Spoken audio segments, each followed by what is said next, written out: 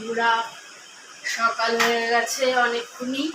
সকালের কাজকর্ম সেরে মেয়ে স্কুলে গেছে।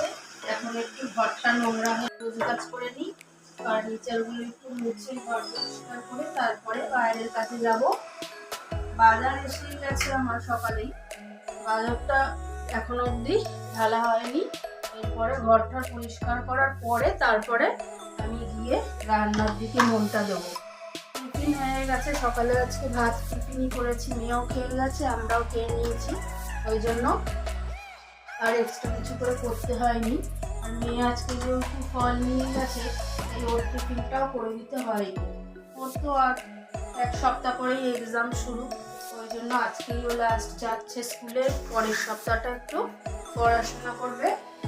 যাক, এখন আমি ঘরদোরটা গুছিয়ে নিই, তারপরে রান্নাঘরে যাবো। কিছুই ঘর দেখি সব অগোছালো হয়ে পড়ে আছে সকাল থেকে, তাড়াতাড়ি করে বিছানাটাও তুলে নিই, তারপরে রান্নাঘরে গিয়ে রান্না করছি আপনাদের শেয়ার করব। ঘরের কাজ কমপ্লিট করে রান্নাঘরে চলে এসেছি। আজকে বেশি কিছু করব না, ওই রুই মাছের ছোট ছোট বাচ্চা রুইগুলো বিক্রি হচ্ছিলো, মানে পাড়া দিয়ে যাচ্ছিলো, তাই আমি রেখে দিয়েছি। আজকে ওই মাছটাই আলু দিয়ে ঝোল করব। এই দেখুন, মাছটা নুন হলুদ মাখিয়ে রেডি করে রেখেছি, আলুও কাটা হয়ে গেছে, ওদিকে মশলাও রেডি হয়ে গেছে। মাছগুলো কড়াইতে ছেড়ে দিয়েছি, মাছ ভাজাটা যতক্ষণ হচ্ছে হোক, ততক্ষণ আমি একটু ঘরে গিয়ে বসি, কারণ এই তেলের সামনে থেকে আমার যে গায়ে কত তেল ছিটছে আর কি বলবো। রান্না করতে করতে একটু ঘরে এসে বসলাম আপনাদের সাথে একটু গল্প করার জন্য।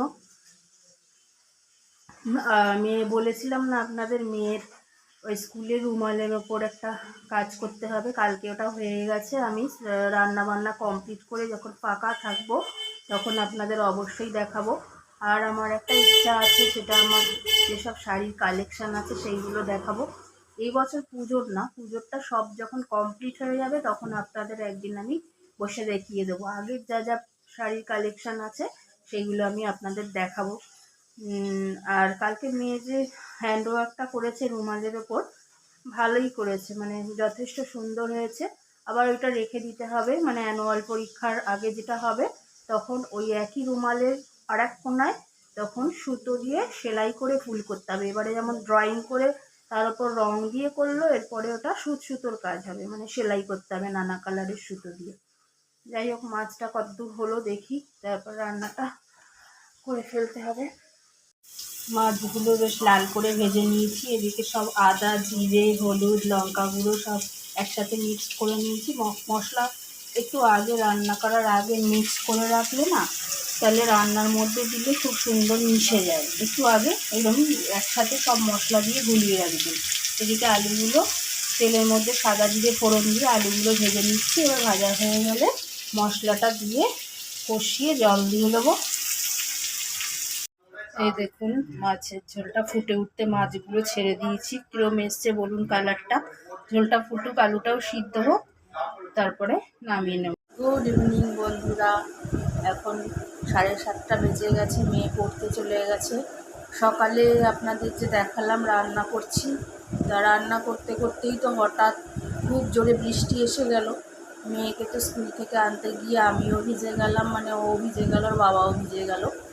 এসে তারপর তাড়াতাড়ি করে ভেজা জামা কাপড় তো এমনি রেখে দিলে গন্ধ হয়ে যায়, সেগুলো আবার কেচে ধুয়ে মেলে স্নান করে পুজো দিয়ে খেতে খেতে 4টে বেজে গেল। তারপর একটু রেস্ট নিলাম, আবার ও 7টা থেকে পড়া বলে উঠে টিফিন দিলাম, ও পড়তে চলে গেল। আপনাদের বলেছিলাম যে ওদের স্কুলে যে একটা রুমালের ওপর মানে একটা কাজ করতে দিয়েছিল ফেব্রিকের, সেই কাজটা ওদের হয়ে গেছে, তাই আপনাদের আমি দেখাবো কীরম করেছে। দেখুন, দেখে বলবেন অবশ্যই কীরম হয়েছে, তাহলে আমার মেয়েও ইন্টারেস্ট পাবে, ওর একটু ভালো লাগবে যে সবাই আমার কাজটাকে ভালো বলেছে। আপনারা কমেন্টে অবশ্যই জানাবেন যে আমার মেয়ের হাতের কাজটা কেমন হয়েছে। এই যে সেই কটনের সাদা থান, মানে রুমালের ওপর ওদের ড্রয়িং করে তারপর ফেব্রিক কালার দিয়ে এই কাজটা ও করেছে। মানে যে যেরম পারবে সেরমই করতে পারবে, যার যা ইচ্ছা। অনেকে ডোরেমন করেছে, অনেকে এমনি কলকা নকশা করেছে, ও এই গোলাপ ফুলটা করেছে। দেখুন কেমন হয়েছে, আপনারা অবশ্যই একটু কমেন্টে জানাবেন। আমার মেয়ে তাহলে একটু আনন্দ পায়, বাচ্চা তো, ওদের কাজগুলো যদি আমরা একটু ভালো বলি ওদের ইন্টারেস্টটাও বাড়ে। আপনাদের সাথে আমি যেহেতু শেয়ার করি সব কিছু, তাই আপনারাও যদি দেখে একটু কিছু কমেন্ট করেন তাহলে আমারও ভালো লাগে। যাই হোক, আজকে আমার ইচ্ছা আছে আমার যে শাড়ি কালেকশানগুলো আছে ওগুলো আপনাদের সাথে একটু শেয়ার করব, মানে কি ধরনের শাড়ি আমার কাছে আছে ওগুলো আপনাদের দেখাবো। সবারই তো অনেক ধরনের শাড়ি থাকে, আমারও আছে। আমি এইবার পুজোর কোনো কিছু মানে দেখাচ্ছি না এখন, পুরো শপিং তো কমপ্লিট হয়নি, টুকটাক কিছু কিনেছি। ওই জন্য আমার যে পুরনো যে শাড়ির কালেকশানগুলো আছে, মানে সবারই যেরকম থাকে সেই রকম শাড়ি আপনাদের একটু দেখাবো। আপনারা বলবেন কোন শাড়িটা ভালো কোনটা খারাপ। আমি আপনাদের কাছে বলবো যে আমার কোন শাড়িটা ফেভারিট। সব শাড়ি দেখানো সম্ভব না, তবুও আমার সব যে কালেকশানগুলো আছে তার মধ্যে থেকে বেস্ট কিছু শাড়ি আমি আপনাদের সামনে দেখাবো। আমি শাড়িগুলো সব নামিয়ে খাটে গুছিয়ে ফেলেছি, এবার আপনাদের সাথে শেয়ার করি। প্রথমেই আমি বলি আমার এই কালারটা হচ্ছে খুব ফেভারিট কালার। আমি বেশিরভাগই এই কালারের ড্রেস বা শাড়ি পরতে খুব ভালোবাসি। এছাড়া হোয়াইট ব্ল্যাকটাও পছন্দ করি, কিন্তু শাড়ির ক্ষেত্রে আমার এই কালারটা খুব পছন্দ। দেখুন এই শাড়িটা, এটা একটা সিম্পলের মধ্যে শাড়ি, কিন্তু আমার খুব ভালো লাগে এই টাইপের শাড়ি পরতে। মানে ছোটোখাটো অকেশন বলুন, পুজো বাড়ি বা কোনো ছোট অনুষ্ঠানে এই ধরনের হালকা শাড়ি ক্যারি করতেও খুব ভালো লাগে। আর এই শাড়িগুলো খুব সুন্দর লাগেও মানে পরলে দেখতে। দেখুন কি সুন্দর পাড় শাড়িটার।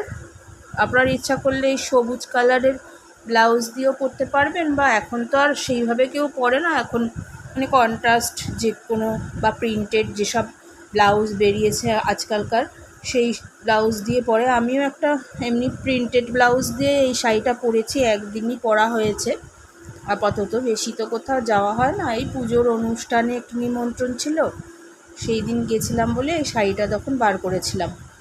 এই একটা শাড়ি। তারপরে দেখুন এই ধরনের শাড়িগুলো তো সবারই থাকে, আমিও দেখাচ্ছি। দেখুন এই শাড়িটা, এই শাড়িটা বিয়েবাড়ির জন্য খুবই ভালো, কালারটাও ভালো। এটা হচ্ছে এই আপনার দুধে আলতা কালার আর ব্লু পাড় আছে। পুরো শাড়িগুলো খুলছি না আমি, এমনি ওপর থেকেই দেখাচ্ছি। এই যে ব্লু পাড়টা এইরকম কাজ করা, এই যে শাড়িটা, এটা আমার একটা ফেভারিট শাড়ির মধ্যে আছে।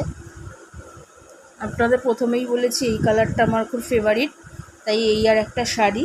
এগুলো সবই ভালো অকেশান, বিয়েবাড়ি পারপাস। এটাও ব্লু এর সাথে এই পেঁয়াজি কালারের কম্বিনেশনের শাড়ি। পুরো শাড়িটাই এরকম আঁচলের দিকটা আর কুচির দিকটা এরকম কাজ করা আছে, ভীষণ সুন্দর শাড়িটা। তবে এইসব শাড়ি খুব একটা পরা হয় না, মানে ওই যে কিনে আলমারিতেই পড়ে থাকে, কবে একটা অকেশান পরবে, আর সব অকেশানে তো আর এক শাড়ি পরাও হয় না। যাই হোক, তবুও তো শাড়ি কিছু নিজস্ব পছন্দের সবারই থেকে থাকে।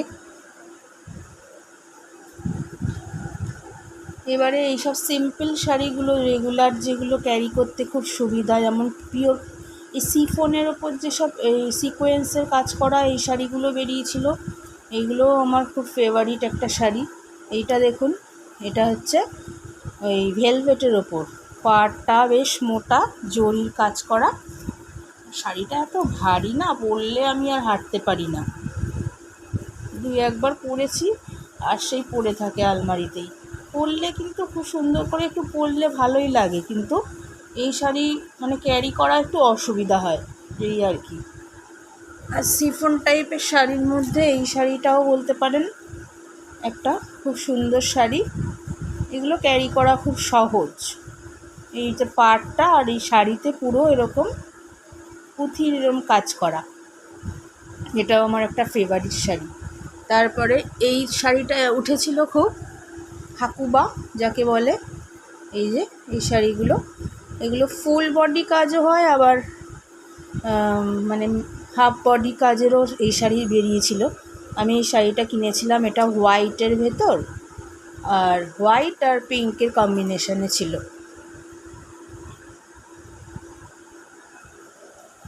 এটা হলো আমার বউ ভাতের শাড়ি, দেখুন এখনও কি সুন্দর আছে, কারণ পরাই তো হয় না। মানে গ্রিন কালারের কাজ করা আর অরেঞ্জ পুরো শাড়িটা। এই টাইপের শাড়ি প্রচুর রয়েছে। এই আর একটা শাড়ি, এটা এই যে ডিপ পিঙ্কের মধ্যে এই রকম পার। এই শাড়িগুলো মোটামুটি অনেকগুলো হয়ে গেছে আমার। আর লাইট কালারের শাড়িও আমি পছন্দ করি, মাঝে মাঝে এই ধরনেরও কিনি। এই দেখুন এই শাড়িটা, মানে যে কোনো পুজোর অকেশনে বলুন পরলে কিন্তু খারাপ লাগে না। এর ব্লাউজ পিসটাও এরকম পরি আমি। এই টাইপের শাড়ি সবই ভালো, ডিপ হালকা সব মিশিয়েই তো পরতে হবে বলুন, সব একরকম করলে হবে। এই শাড়িটা হলো আমাদের পাশে কালী পুজো হয়েছিল একটা বাড়িতে, তখন আমি এটা কিনি, মানে এটা পরে আমি পুষ্পাঞ্জলি দিয়েছিলাম, সেই সূত্রে এটা কিনেছিলাম। কালারটা ভীষণ পছন্দ হয়েছিল। আপনারা বলুন তো কীরকম শাড়িটা। এই আর একটা শাড়ি লাইট কালারের মধ্যে, দেখুন এইসব শাড়িগুলো একটু লাইটের মধ্যে নিয়ে হবে। আর এই কালারটা আমার যেহেতু ফেভারিট, বেশিরভাগই আমার এই টাইপের কালারের শাড়ি। এই হালকা পিঙ্ক শাড়িটা দেখছেন, এটা আমার বউ ভাতের শাড়ি। এটা একটু নষ্ট হয়ে গেছে, তবুও ওই সব শাড়িগুলো তো রেখে দেওয়ারই জিনিস, রেখে দিয়েছি। মেয়ে মাঝে মাঝে পরে অকেশানে। এই একটা সিকোয়েন্স শাড়ি দেখুন। মোটামুটি এই সব কালেকশানগুলো, হ্যান্ডলুম শাড়িও আছে। আর এই শাড়িগুলো তো ভীষণই উঠেছিল।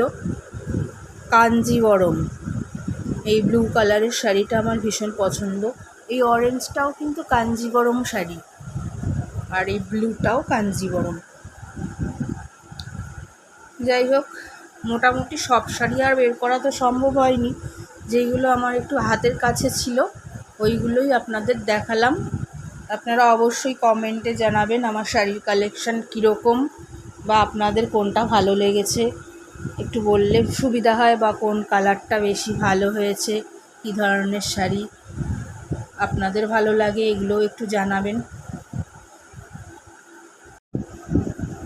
আপনাদের মোটামুটি শাড়ির কালেকশানগুলো তো দেখালাম, আবার একদিন ইচ্ছা আছে আমি জুয়েলারির কালেকশানও দেখাবো। জুয়েলারিও তো মেয়েদের একটা বিশাল শখের জিনিস, তাই আমি জুয়েলারির কালেকশানটা একদিন দেখাবো আপনাদের। মানে হার কানের যেসব ধরনের আছে, আর কসমেটিক্স যেই সব ইউজ করি, মুখের ক্রিম বলুন বা মাথায় কী সব মাখি, এইগুলো আপনাদের শেয়ার করব। পুজো মানে শপিং কমপ্লিট হয়ে যাবে, একদম লাস্টে আপনাদের সবগুলো একসাথে একদিন বসে দেখিয়ে দেবো। এখন তো সব কমপ্লিট করে উঠতে পারিনি, 1 মাস বাকিও আছে, টাইম আছে হাতে। যাই হোক, আমার শাড়িগুলো কীরকম লাগলো অবশ্যই একটু কমেন্টে জানাবেন, তাহলে আমারও ভালো লাগবে। আর আপনাদের কোনটা ভালো লেগেছে জানতে পারবো, বুঝতে পারবো। রাতের ডিনারে আজকে চিকেন করব, তাই সব রেডি করেছিলাম, কিন্তু হঠাৎ গ্যাসটা ফুরিয়ে গেল, তাই আমি ওপরে শাশুড়ির রান্নাঘরে চলে এসেছি। রান্নাটা করব, সব রেডি করে নিয়ে এসেছি, শুধু কষালেই হয়ে যাবে। এই দেখুন চিকেনটা নুন হলুদ লঙ্কা গুঁড়ো সব দিয়ে ম্যারিনেট করা, এদিকে ক্যাপসিকাম পেঁয়াজ কোচানো আছে, আর একটা কৌটোর মধ্যে করে সব মশলা নিয়ে চলে এসেছি। এবার তাড়াতাড়ি রান্নাটা শুরু করে পেঁয়াজ ক্যাপসিকামটা ভালো করে ভেজে নিচ্ছি। পেঁয়াজটা একটু লাল করে না ভাজলে না চিকেনে একদম টেস্ট আসে না। তারপরে এই চিকেনটা দিয়ে দেবো। চিকেনটা দেখুন বেশ সুন্দর কালার এসছে। আজকে একটু অন্য প্রসেসে করছিলাম, ক্যাপসিকাম পেঁয়াজ ভেজে নিয়েছিলাম, তার মধ্যে ম্যারিনেট করা চিকেনটা, ম্যারিনেট তো আগেই বলেছি আপনাদের, নুন হলুদ তেল লঙ্কা গুঁড়ো আদা বাটা এই দিয়ে করেছিলাম। ম্যারিনেট করা চিকেনটা এর ভেতরে দিয়ে তার মধ্যে সোয়া সস চিলি সস এইসব দিয়ে লঙ্কা গুঁড়ো একটু কাঁচা লঙ্কা এসব দিয়ে কষাচ্ছি। কালারটা হেভি এসছে বলুন। এই দেখুন আমার চিকেনটা রেডি হয়ে গেছে। দেখতে কেমন লাগছে বলুন। আপনারা তো আর খেয়ে বলতে পারবেন না, দেখেই বলুন, দেখেও তো খানিকটা বলা যায়। আজকে একটু অন্যরকম প্রিপারেশান করেছি, দেখিয়েছি আপনাদের। মাঝে মাঝে একটু ঘুরিয়ে ফিরিয়ে করলে ভালো লাগে। রান্না করতে করতে অনেকটাই রাত হয়ে গেল, খেতেও দেরি হয়ে গেল। যাই হোক, তাড়াতাড়ি করে এবার খেয়ে নিই, রাত অনেকটা হয়ে গেছে। তাহলে আজকের মতো ব্লগটা এখানেই শেষ করলাম। সবাই ভালো থাকবেন, সুস্থ থাকবেন। আবার আগামীকাল একটা ব্লগ আপনাদের সাথে নিয়ে হাজির হব।